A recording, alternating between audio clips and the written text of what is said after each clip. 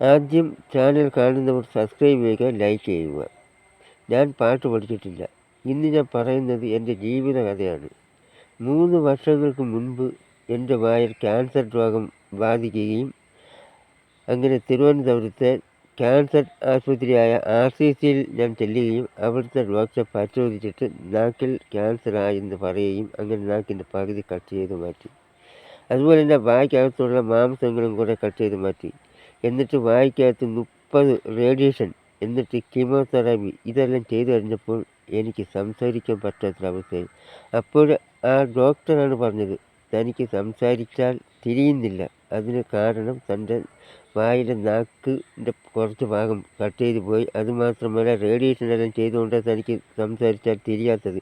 അതിപ്പോഴും തിരിയുന്നില്ല. അന്ന് ഇത്രയൊന്നും തിരിയത്തില്ലായിരുന്നു. ആ ഡോക്ടറാണ് പറഞ്ഞത്, താൻ ചെറുതായിട്ട് പാടി ഇരുന്നാൽ തൻ്റെ നാക്ക് കുറേശ്ശെ വഴങ്ങി തനിക്ക് സംസാരിക്കാൻ കഴിയും.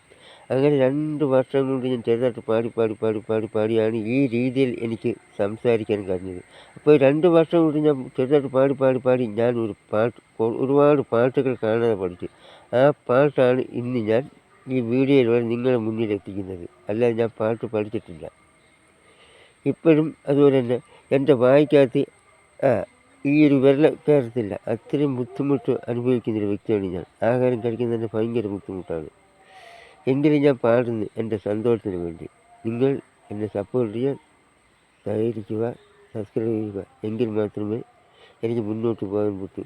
യൂട്യൂബിൽ നിന്ന് ഇതൊരു 5 പൈസ കിട്ടി തുടങ്ങിയില്ല. എന്തെങ്കിലും തുച്ഛമായി എന്തെങ്കിലും കിട്ടുമെങ്കിൽ എൻ്റെ ആശുപത്രിയിൽ പോകാനും എൻ്റെ മരുന്ന് വാങ്ങിക്കാനും അതിനൊക്കെ ആകുമല്ലോ എന്ന് വിചാരിച്ചാണ് ഞാൻ ഈ യൂട്യൂബ് ചാനൽ തുടങ്ങിയത്.